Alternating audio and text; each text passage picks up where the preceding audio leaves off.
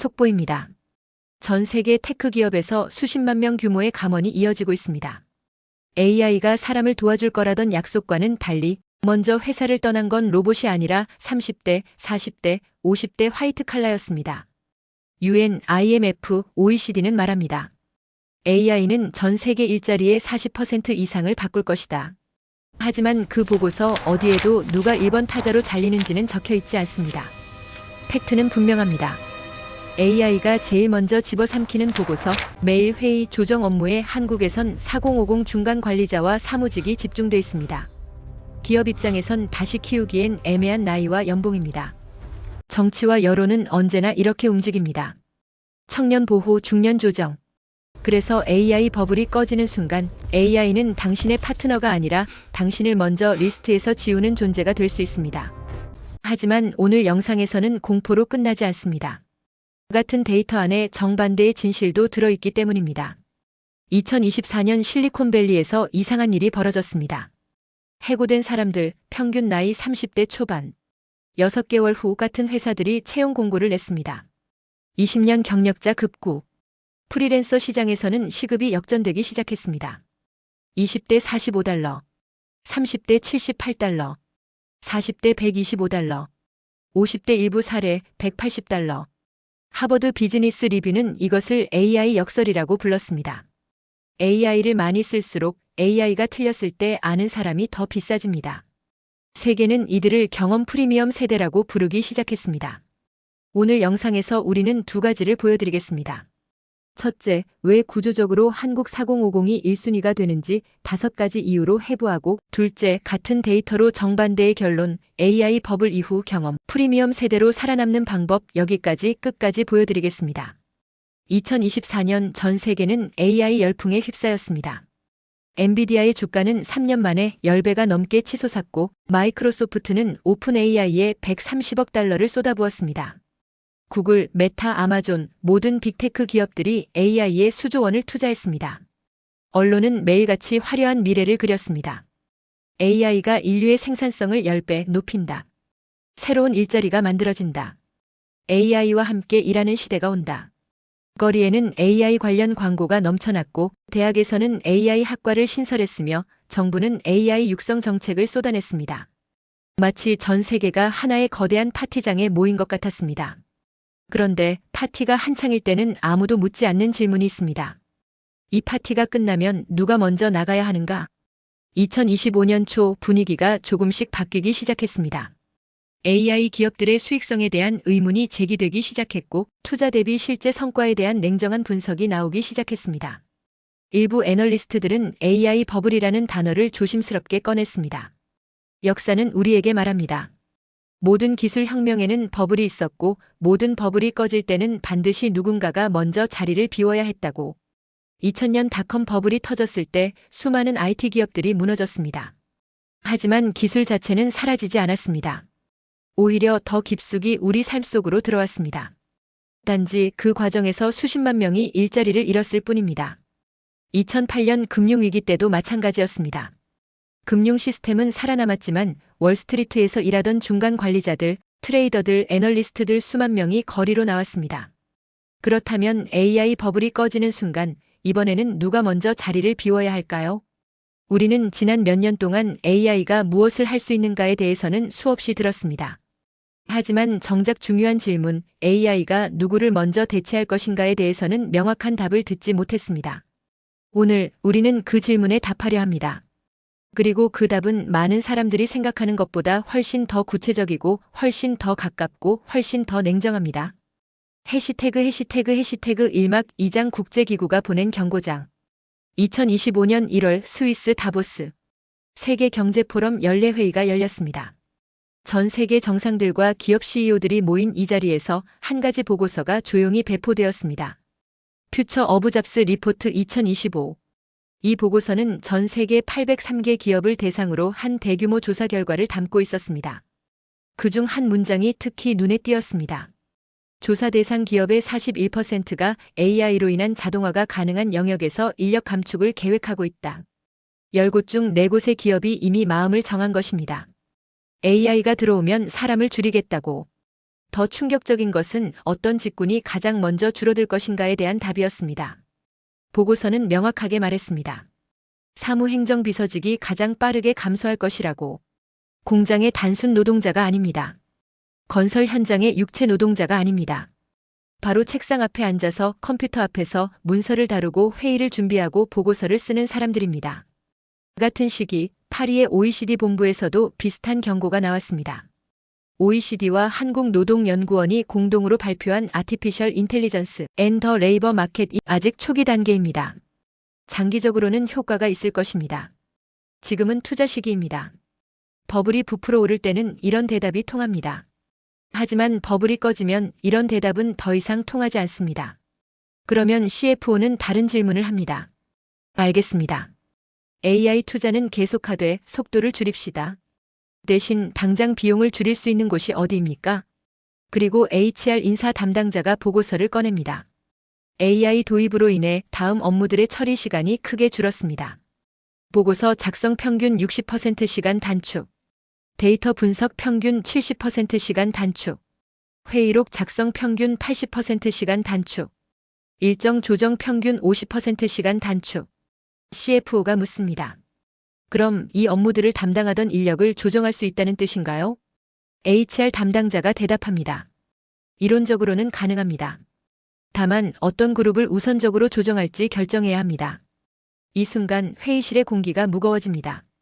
누구를 남기고 누구를 보낼 것인가? 이것이 버블이 꺼질 때 회사 회의실에서 실제로 일어나는 일입니다. 그리고 이 회의에서 한국의 4050은 매우 불리한 위치에 있습니다. 해시태그 이막 2장 첫 번째 EU-AI가 먹는 자리에 앉아 있다. 회의실에서 HR 담당 임원이 화면을 하나 띄웁니다. 우리 회사 직무별 AI 노출도 분석입니다. 화면에는 직무들이 나열되어 있습니다. 그리고 각 직무 옆에 퍼센티지가 표시되어 있습니다. AI로 대체 가능한 업무 비율. 보고서 작성 85%. 데이터 정리 및 분석 78%. 회의록 작성 92%. 일정 관리 및 조정 88%. 내부 커뮤니케이션 76%. 프레젠테이션 제작 81%. 정기보고서 취합 90%. 그리고 이 업무들을 주로 누가 하는지 부서별, 직급별로 분석한 표가 나옵니다. 차장급 업무의 73%가 위 항목에 해당. 부장급 업무의 68%가 위 항목에 해당. 팀장급 업무의 71%가 위 항목에 해당. 평균 연령 44세. CFO가 조용히 말합니다. 그러니까 우리 회사 40대 중반 관리자들의 업무 중 70% 정도가 AI로 대체 가능하다는 뜻인가요? HR 담당자가 신중하게 대답합니다. 수치상으로는 그렇습니다. 물론 이것은 단순 업무 분석이고 실제로는 의사결정, 팀 관리 등 정성적인 역할도 있습니다. 하지만 회의실의 모든 사람들은 알고 있습니다. 그 정성적인 역할이라는 것도 사실은 대부분 AI가 보조할 수 있다는 것을. 세계경제포럼의 2025 보고서는 이렇게 말합니다. 사무행정비서 직군이 향후 5년간 가장 빠르게 감소할 직종이다. 연평균 9.6%씩 줄어들 것으로 예측된다. 9.6%씩 5년이면 거의 절반입니다. OECD KLI 보고서는 더 구체적입니다. 한국에서 AI 노출도가 높은 직무. 1. 경영 및 행정관리자. 2. 사무종사자. 3. IT 전문가. 4. 금융 및 보험 관련 사무원. 5. 법률 및 행정 전문직. 이들의 공통점은 무엇일까요? 모두 책상 앞에서 컴퓨터로 문서와 데이터를 다루는 일입니다. 그리고 한국에서 이런 직무의 평균 연령은 42세입니다. 오픈 AI의 연구는 더 직설적입니다. LLM 대형 언어 모델에 가장 많이 노출된 직업. 텔레마케터 업무의 99% 노출. 작가 업무의 84% 노출. 회계사 업무의 100% 노출. 웹 개발자 업무의 79% 노출. 기술 작가 업무의 95% 노출. 그런데 한국 회사에서 중간 관리자의 업무를 분해해보면 어떨까요? 보고서를 쓰고 작가의 일. 데이터를 정리하고 회계사의 일. 내부 문서를 만들고 기술 작가의 일. 커뮤니케이션을 조율합니다. 텔레마케터의 일. 즉 한국의 4050 중간 관리자는 가장 AI에 노출된 여러 직무를 조금씩 섞어서 하는 사람입니다. MIT의 아제모글루 교수는 이것을 중간 기술 함정 미덜 마이너스 스킬 트랩이라고 부릅니다. 너무 단순해서 자동화할 가치가 없는 일과 너무 복잡해서 자동화가 불가능한 일 사이에 있는 딱 자동화하기 좋은 중간 난이도 일이 가장 먼저 사라진다. 한국 4050이 하는 일이 정확히 그 중간 난이도입니다. 단순 육체 노동처럼 임금이 낮아서 자동화가 비효율적인 것도 아니고 CEO의 전략 결정처럼 복잡해서 AI가 아직 못하는 것도 아닙니다. 딱 GPT가 학습하기 좋은 패턴이 있고 반복되는 구조가 있고 데이터로 정리할 수 있는 일. 그리고 그 일의 대가로 받는 연봉이 충분히 높아서 자동화했을 때 기업이 확실한 비용 절감을 느낄 수 있는 수준. 이것이 첫 번째 이유입니다. 한국의 4050은 AI가 제일 먼저 제일 많이 먹을 수 있는 자리에 정확히 앉아 있습니다. 두 번째 이유 마이너스 재학습 투자의 ROI 계산. 같은 회의실 다른 안건. AI 시대 인력 재교육 프로그램. HR 담당자가 설명합니다. AI 활용 교육, 디지털 전환 교육, 데이터 리터러시 교육 등을 전 직원 대상으로 실시하려 합니다. 예상 비용은 직원 1인당 평균 800만 원입니다. CFO가 계산기를 두드립니다. 우리 회사 직원이 5,000명이면 400억 원이군요. 네, 하지만 필수 투자라고 봅니다. CEO가 묻습니다. 그런데 모든 직원에게 똑같은 수준으로 투자하는 게 맞을까요? 투자 효율을 생각해야 하지 않을까요? 회의실이 조용해집니다. 누구나 알지만 아무도 먼저 말하고 싶지 않은 질문입니다. HR 담당자가 조심스럽게 화면을 하나 더 띄웁니다. 연령대별 투자 회수 기간 예측입니다. 화면에는 표가 하나 나타납니다. 20대 직원 AI 교육 후 예상 근속 기간 35년. 30대 직원 AI 교육 후 예상 근속 기간 25년. 40대 직원 AI 교육 후 예상 근속 기간 15년. 50대 직원 AI 교육 후 예상 근속 기간 7년. CFO가 말합니다. 그러니까 똑같이 800만 원을 투자해도 20대는 35년에 걸쳐 회수하고 50대는 7년 안에 회수해야 한다는 뜻이군요. 수치상으로는 그렇습니다. 그럼 투자 효율은? 누군가가 조용히 계산합니다. 20대 연간 회수액 23만 원, 50대 연간 회수액 114만 원. 즉 50대에게는 5배 더 빠른 성과를 기대해야 한다는 뜻입니다. OECD KLI 보고서는 이렇게 말합니다. AI 전환기에 재교육과 평생학습이 필수다.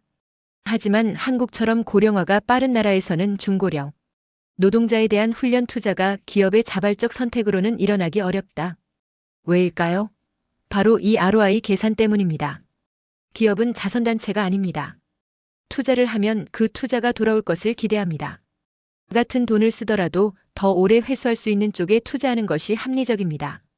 KDI의 중고령 노동자 연구는 더 냉정한 현실을 보여줍니다. 한국에서 45세 이후 노동자는 새로운 기술 교육을 받을 기회가 급격히 줄어든다. 기업이 제공하는 교육 프로그램 참여율을 보면 30대 32%, 40대 초반 28%, 40대 후반 19%, 50대 11%. 나이가 들수록 재교육 기회 자체가 줄어듭니다. 그리고 설령 기회가 있어도 또 다른 문제가 있습니다. 학습 속도와 적응력. 이것은 매우 민감한 주제입니다. 하지만 기업 회의실에서는 냉정하게 다뤄집니다. 한 연구에 따르면 새로운 디지털 도구를 익히는 데 걸리는 시간. 20대 평균 2주, 30대 평균 3주, 40대 평균 5주, 50대 평균 8주. 이것은 능력의 문제가 아닙니다. 경험과 학습 방식의 차이입니다. 20대와 30대는 이미 디지털 네이티브입니다. 그들은 새로운 앱이 나오면 튜토리얼 없이 직관적으로 써봅니다. 안 되면 구글링하고 유튜브 찾아보고 커뮤니티에 물어봅니다. 하지만 40대, 50대는 다릅니다. 그들은 매뉴얼을 원합니다.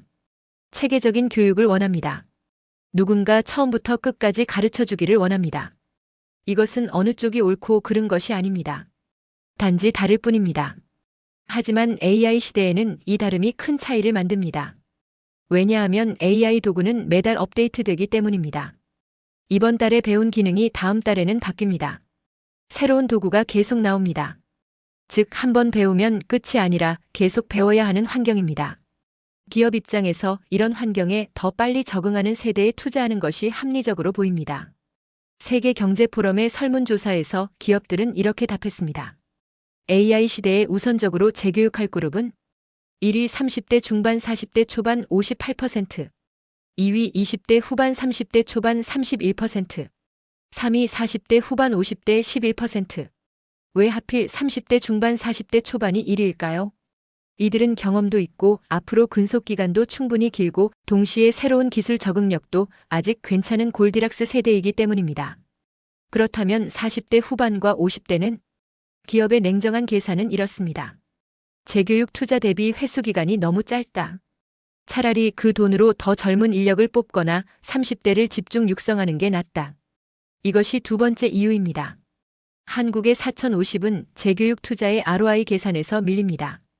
해시태그 이막 사장 세 번째 이유 마이너스 중간 관리자 레이어의 소멸. 실리콘밸리의 한 테크 기업 CEO가 2023년 전 직원 회의에서 말했습니다. 우리는 조직을 더 플랫하게 만들 것입니다. 의사결정 속도를 높이기 위해 중간 관리자 레이어를 줄일 것입니다. 6개월 후 그 회사는 중간 관리자 200명을 정리했습니다. 이것은 한 회사만의 이야기가 아닙니다. 메타는 2023년 효율의 해를 선언하며 중간 관리자 수천 명을 정리했습니다. 구글도 비슷한 조치를 취했습니다. 마이크로소프트, 아마존 모두 같은 방향으로 움직였습니다. 왜일까요? 세계경제포럼의 2025 보고서는 이렇게 설명합니다. 디지털 전환을 추진하는 기업들의 공통된 패턴. 계층 구조 축소, 의사결정 권한 하향 이동, 스쿼드팀 기반 조직, 중간 관리자 역할 재정의. 이것을 요약하면 중간 관리자를 줄인다. 왜 이런 트렌드가 생겼을까요? 전통적인 피라미드 조직에서 중간 관리자의 역할은 무엇이었을까요? 1. 위에서 내려온 지시를 아래로 전달. 2. 아래에서 올라온 보고를 위로 전달. 3. 팀원들의 업무를 조율하고 관리. 4. 부서 간 커뮤니케이션 중재. 5. 프로젝트 진행 상황 모니터링. 그런데 AI 시대에 이 역할들은 어떻게 바뀔까요? 1번 지시 전달. 이제 CEO의 메시지가 전사 플랫폼으로 실시간 전파됩니다. 중간에서 전달할 필요가 없습니다. 2번 왜일까요? KDI 보고서는 이렇게 설명합니다. 한국 노동시장은 내부 노동시장 특성이 강하다. 즉, 한 회사 안에서의 경력과 승진은 인정받지만 그것이 다른 회사로 이동할 때는 크게 가치를 인정받지 못한다. 무슨 뜻일까요? 삼성에서 15년 일한 부장님이 LG로 이직하려 한다고 칩시다. 삼성 안에서는 15년 경력의 베테랑입니다. 하지만 LG 입장에서는 우리 시스템을 모르는 신입입니다. 그래서 LG는 그에게 부장급 처우를 주지 않습니다. 기껏해야 차장 혹은 과장급으로 재시작입니다. 연봉도 깎입니다. 그러면 대부분은 선택합니다. 그냥 여기 있자. 이것이 한국 4050의 현실입니다. 이동할 수 있는 칸이 매우 제한적입니다. 반면 2030은 다릅니다. 30대 직원이 회사를 나가도 그는 여전히 30대 전문가입니다. 시장에는 30대를 원하는 회사가 많습니다. 선택지가 있습니다. 기업 입장에서 이것은 중요한 계산 요소입니다.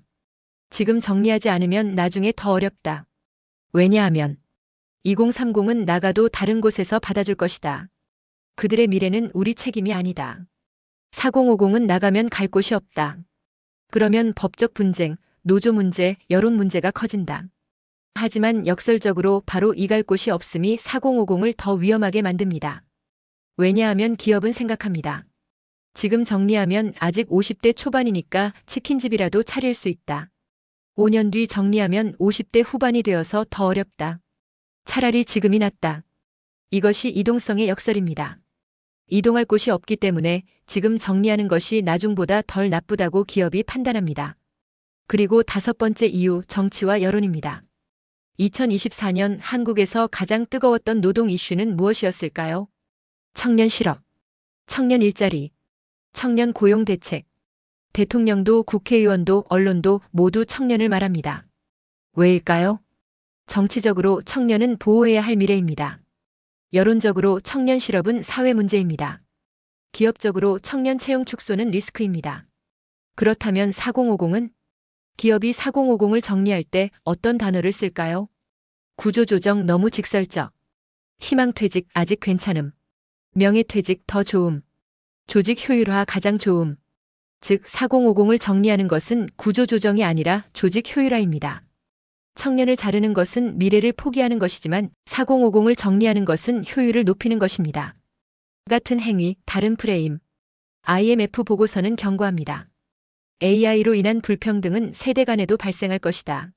정책적 개입이 없으면 특정 연령층이 집중적으로 피해를 볼 수 있다. 하지만 정책적 개입은 어디로 향할까요? 대부분의 나라에서 정책은 청년 보호 쪽으로 기울어집니다. 청년 AI 교육 강화, 청년 디지털 역량 지원, 청년 일자리 보호, 4050을 위한 정책은 평생교육 지원 마이너스 추상적, 직업 전환 교육 마이너스 예산 저금, 중장년 고용 안정 마이너스 구호의 그침. 결국 정치와 여론의 프레임은 4050에게 불리합니다. 이것이 5번째 이유입니다. 정리하겠습니다. 1. AI가 먹는 자리에 앉아있고 2. 재교육 ROI가 낮고 3. 중간 관리자 축소 트렌드의 정면으로 노출되어 있고 4. 노동시장 이동성이 낮고 5. 정치 여론 구도가 불리합니다. 이 5가지가 겹쳐서 한국의 4050은 AI 버블이 꺼질 때 가장 먼저 흔들리는 의자에 앉아 있습니다. 해시태그 삼막일장 하지만 이야기는 여기서 끝나지 않는다. 여기까지 듣고 많은 분들이 생각할 것입니다. 그래서 결론은 포기하라는 건가? 조용히 당하라는 건가? 연봉이라도 깎고 버티라는 건가? 아닙니다. 만약 이 영상이 그저 위기만 말하고 끝난다면 이것은 공포를 파는 것일 뿐입니다. 진짜 중요한 것은 이제부터입니다. 2025년 1월 세계경제포럼이 발표한 보고서의 마지막 장을 다시 봅시다. 거기에는 이렇게 쓰여 있습니다. 일의 미래는 이미 정해진 것이 아니다. 그것은 오늘 기업과 정부와 개인이 내리는 선택에 달려 있다. OECD-KLI 보고서도 비슷하게 말합니다. AI는 위험인 동시에 기회다. 올바른 정책과 개인의 적극적 대응이 결합되면 AI 전환은 더 나은 일자리로 가는 기회가 될 수 있다. IMF 보고서도 마찬가지입니다. AI로 인한 불평등 심화는 필연이 아니다. 재교육, 사회 안전망, 그리고 무엇보다 개인의 적응 노력이 결과를 바꿀 수 있다. 세계의 국제기구가 서로 다른 보고서에서 똑같은 메시지를 보냅니다. 운명은 정해지지 않았다. 선택이 미래를 만든다. 그렇다면 한국의 4050은 무엇을 선택할 수 있을까요? 연봉을 깎는다는 것은 선택지가 아닙니다. 왜냐하면 AI는 연봉이 높은 순서대로 자르는 기술이 아니기 때문입니다. AI는 패턴과 규칙으로 할 수 있는 일을 먼저 먹는 기술입니다. 연봉을 50% 깎아도 당신이 하는 일이 여전히 AI로 대체 가능하다면 당신은 다음 구조조정 리스트에서 빠지지 못합니다. 진짜 질문은 이것입니다. 나는 지금 AI에게 밀리는 자리에 서 있는가? 아니면 AI를 끌어안고 일을 다시 설계하는 자리에 서 있는가? 이 질문에 대한 답이 당신의 미래를 결정합니다. 지금부터 우리가 이야기할 것은 5가지 생존 전략입니다. 이것은 이론이 아닙니다. 이것은 추상적인 조언이 아닙니다. 이것은 지금 당장 오늘부터 4050이 실천할 수 있는 구체적인 행동 지침입니다. AI 사용자가 아니라 업무 설계자로. 첫 번째 전략입니다. 2024년 말 한 대기업의 마케팅팀에 AI 도구가 도입되었습니다. 팀원 8명, 평균 연령 43세. 6개월 후 이 팀은 두 그룹으로 나뉘었습니다. A그룹 5명 AI를 사용하는 사람들. GPT로 초안을 쓴다. 마이너스 코파일럿으로 표를 만든다. AI로 번역을 한다. B그룹 3명 AI로 업무를 재설계하는 사람들. 팀의 모든 반복 업무를 리스트업했다. 각 업무를 GPT 프롬프트 템플릿으로 만들었다. 팀 전체가 쓸 수 있는 AI 워크플로우를 구축했다. 1년 후 회사는 인력 조정을 발표했습니다. A그룹 5명 중 3명이 희망퇴직 대상이 되었습니다. B그룹 3명은 모두 남았을 뿐 아니라 1명은 승진했습니다. 차이가 뭘까요? A그룹은 AI 사용자였습니다. B그룹은 AI로 일하는 방식을 바꾼 설계자였습니다. 회사 입장에서 A그룹은 대체 가능했습니다. 왜냐하면 그들이 하는 일은 GPT를 쓸 줄 아는 다른 사람도 할 수 있기 때문입니다. 하지만 B그룹은 대체 불가능했습니다. 왜냐하면 그들은 팀 전체의 일하는 방식을 AI 중심으로 재설계한 사람이기 때문입니다. 이 차이가 결정적입니다. 지금 많은 4050이 이렇게 생각합니다. GPT 쓰는 법을 배워야겠다. 코파일럿 강의를 들어야겠다. AI 자격증을 따야겠다. 이것들이 나쁜 것은 아닙니다. 하지만 충분하지 않습니다. 왜냐하면 이것은 당신을 AI 사용자로 만들 뿐 AI 설계자로 만들지 못하기 때문입니다. 그렇다면 AI 설계자가 되려면 무엇을 해야 할까요? 단계를 나눠서 설명하겠습니다. 1단계 자기 일을 해체하라. 지금 당신이 하는 모든 일을 리스트로 뽑아보세요. 주간 보고서 작성, 회의록 정리, 데이터 취합, 메일 답장, 일정 조정, PPT 작성, 예산 정리, 실적 분석. 다 쓰셨나요? 아마 20에서 30개 항목이 나올 것입니다. 2단계 각 항목을 3그룹으로 나누라. AI로 완전 자동화 가능 70% 이상. AI로 보조 가능, 내가 마무리 20%. AI로 불가능, 내가 직접 10%. 대부분의 4050은 충격을 받을 것입니다. 왜냐하면 첫 번째 그룹이 생각보다 훨씬 많기 때문입니다. 3단계 첫 번째 그룹을 템플릿화하라. 예를 들어 주간 보고서 작성이 첫 번째 그룹에 있다면 GPT 프롬프트를 이렇게 만드세요. 당신은 우리 팀의 주간 보고서 작성 전문가입니다. 다음 정보를 받아서 표준 형식의 주간 보고서를 작성하세요. 주요 성과 3가지. 진행 중인 프로젝트 현황. 다음 주 계획. 이슈 및 건의사항. 형식 회사 보고서 템플릿 붙여넣기. 이제 매주 정보만 입력하면 보고서가 나옵니다. 이것을 팀 전체가 쓸 수 있게 공유하세요. 4단계 절약된 시간으로 무엇을 할지 설계하라. 이제 주간 보고서 작성에 3시간 걸리던 것이 30분이 되었습니다. 이 시간 30분이 남았습니다. 이 시간으로 무엇을 할까요? 여기서 두 부류가 갈립니다. 평범한 사람 그냥 다른 잡무를 한다. 설계자 또 다른 업무를 자동화하고 팀 전체의 프로세스를 개선한다. 6개월 후. 평범한 사람은 여전히 바쁘지만 가치는 그대로입니다.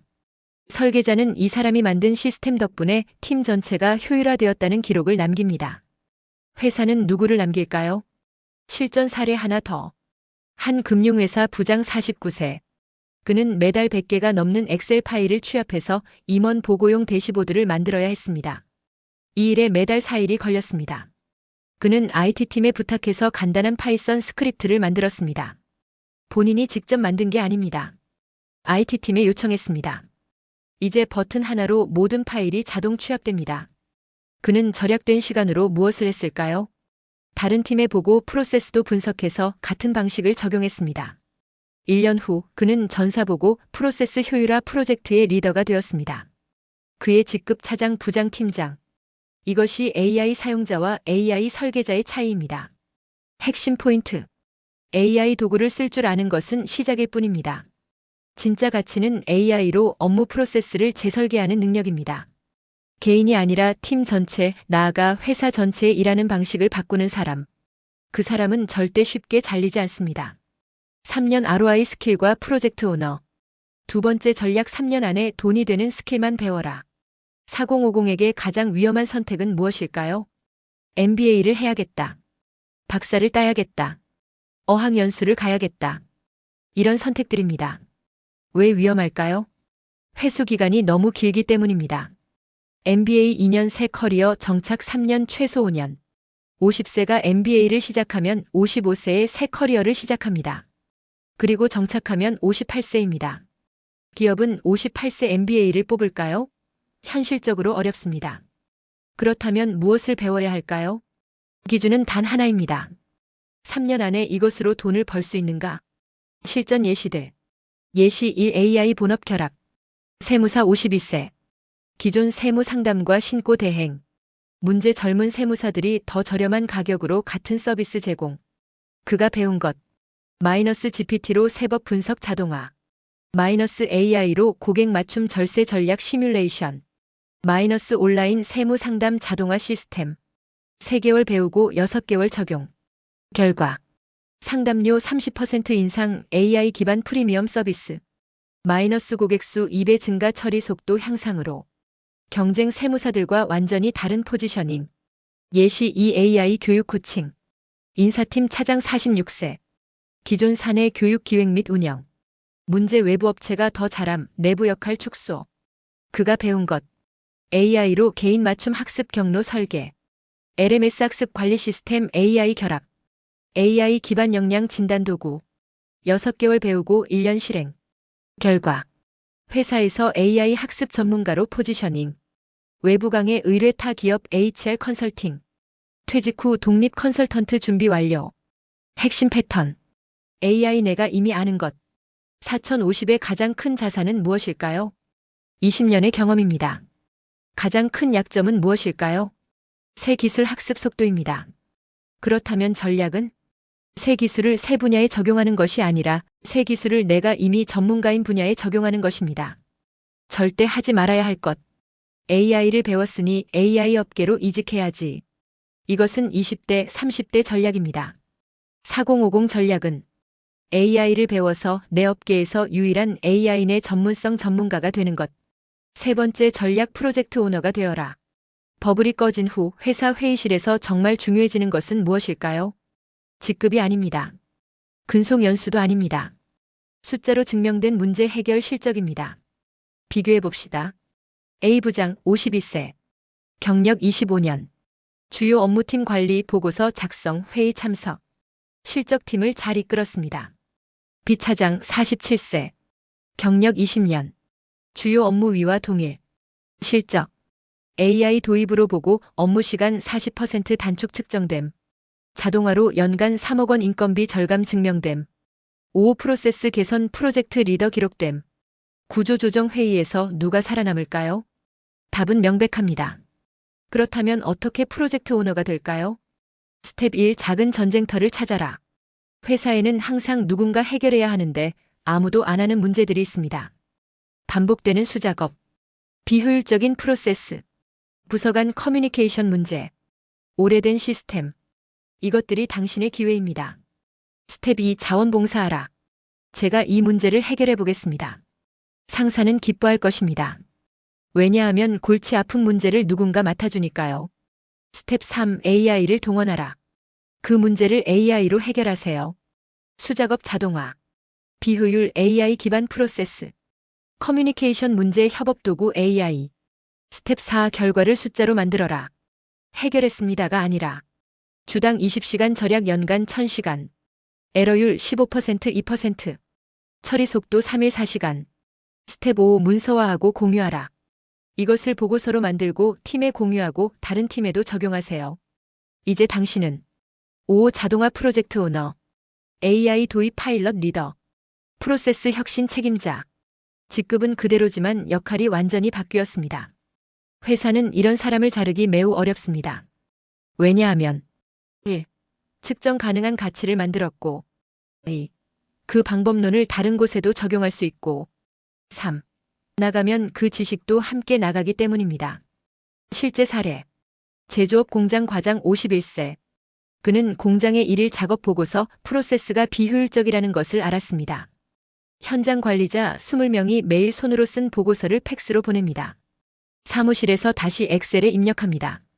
그것을 다시 본사에 보고합니다. 3. 외부로 확장.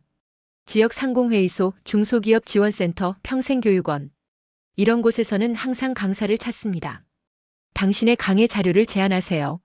한번 강의하면 당신은 외부 강사가 됩니다. 4. 온라인 포트폴리오. 링크드인, 개인 홈페이지, 유튜브. 하나만 제대로 해도 됩니다. 거기에 당신의 작업물, 케이스 스터디, 방법론을 정리하세요. 왜 이것이 중요할까요? 두 가지 이유. 이유 1. 플랜 B. 회사를 나가도 당신에게는 이미 외부에서 통하는 브랜드가 있습니다. 프리랜서로, 컨설턴트로, 강사로, 1인 기업으로. 선택지가 생깁니다. 이유 2. 협상력.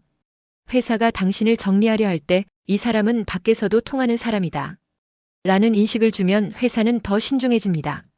왜냐하면 나가서 경쟁사로 가면, 나가서 컨설팅 회사를 차리면, 나가서 우리 노하우를 퍼뜨리면, 즉 외부 포트폴리오는 당신의 시장 가치를 증명하고 그것이 회사 내부에서도 당신의 협상력을 높입니다. 실제 사례. 한 IT 기업 부장 49세. 그는 3년 전부터 브런치에 글을 썼습니다. 주제 IT 비전공 임원을 위한 기술 트렌드. 한 달에 2개씩 3년간 72개 글. 구독자 1200명. 어느 날 회사에서 희망퇴직 통보를 받았습니다. 하지만 그는 당황하지 않았습니다. 브런치 프로필에 프리랜서 컨설턴트 전환 공지. 2주 만에 세 곳에서 연락이 왔습니다. 1년 후 그는 연봉의 1.5배를 멉니다. 회사 다닐 때보다 더 많이. 왜 가능했을까요? 그는 이미 3년간 외부에서 통하는 브랜드를 만들어뒀기 때문입니다. 5번째 전략, 버려진 세대가 아니라 파일럿 세대로 서사를 바꿔라.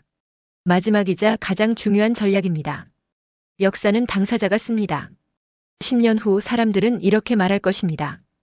2020년대 중반 AI 전환기가 있었지. 그리고 묻습니다. 그때 한국의 4050은 어땠어? 이 질문에 대한 답이 두 가지가 될 수 있습니다. 버전 1. AI 때문에 가장 먼저 잘린 세대였지. 안타까운 일이었어. 버전 2. AI 전환기를 처음 통과한 파일럿 세대였지. 그들의 시행착오가 후배들에게 교훈이 됐어. 어떤 버전으로 기록될까요? 당신이 선택합니다. 어떻게? 당신의 전환 과정을 기록하고 공유하세요. 마이너스, 당신이 어떻게 AI를 배웠는지, 어떤 실패를 했고 어떻게 극복했는지, 무엇을 바꿨고 무엇이 효과가 있었는지, 이것을 글로, 영상으로, 강의로 만드세요. 그러면 당신은 버려진 사람이 아니라 전환을 성공한 사람, 후배들을 가르칠 수 있는 사람, 새로운 시대의 첫 주자가 됩니다. 실제 사례. 한 제조업 현장 관리자 54세. 그는 AI 도입 과정을 일기처럼 기록했습니다. 54세 현장 관리자의 AI 도전기. 실패담도 솔직하게 썼습니다. GPT한테 물어봤는데 이상한 답을 줬어요. 첫 자동화 시도가 완전 망했습니다. 하지만 계속 시도하고 개선하고 기록했습니다. 1년 후 그의 블로그는 중년 노동자의 AI 전환기 베스트 콘텐츠가 되었습니다. 출판사에서 연락이 왔습니다. 책으로 내면 어떨까요? 그는 책을 냈습니다. 54세 AI와 함께 일하기 시작했습니다. 그 책이 그에게 가져다 준 것. 1. 외부 강의 의뢰 월 34회. 2. 기업 컨설팅 의뢰 중소기업 대상. 3. 회사 내 확고한 입지, 회사가 자르기 어려운 유명인. 4. 퇴직 후 플랜 B, 이미 검증된 브랜드. 그는 여전히 54세입니다. 나이는 변하지 않았습니다. 하지만 그를 바라보는 시선이 완전히 바뀌었습니다. AI 때문에 밀려날 54세에서 AI 시대를 개척하는 54세로. 이것이 서사의 힘입니다. 어떤 세대로 기록될 것인가? 우리는 지금 역사의 어느 페이지를 살고 있습니다. 2020년대 중반. AI가 세상을 바꾸기 시작한 시기. 아직 방향이 정해지지 않은 혼란의 시기. 10년 후 사람들은 이 시기를 분석할 것입니다. 그때 왜 어떤 사람은 살아남고 어떤 사람은 사라졌을까? 그들이 발견할 패턴은 이것입니다. 살아남은 사람들의 공통점. 1.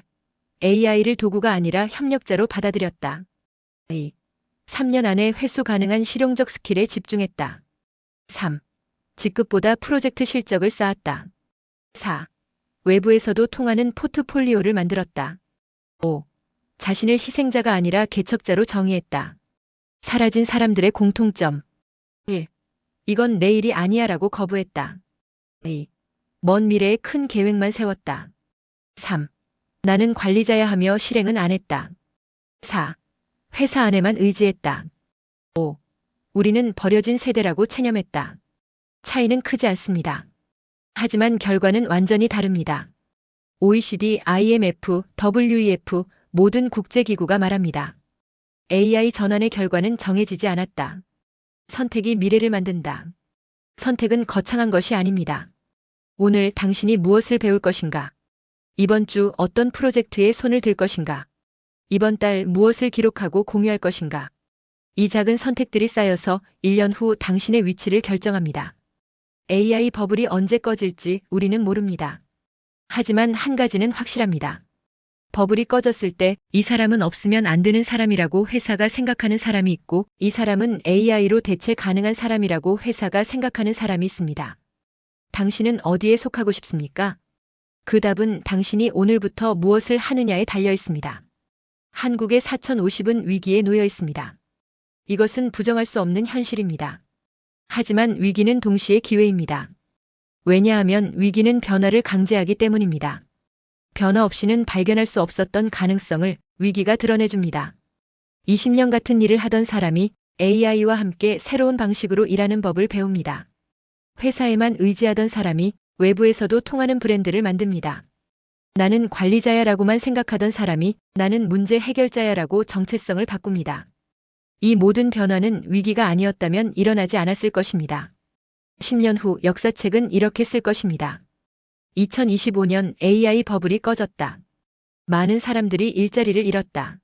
하지만 일부는 이 위기를 기회로 바꿨다. 그들은 AI 시대의 첫 파일럿이 되었고 그들의 경험이 후세대의 교과서가 되었다. 당신은 그 일부가 될 것입니까? 선택은 당신의 것입니다. 그리고 그 선택의 시간은 바로 지금입니다.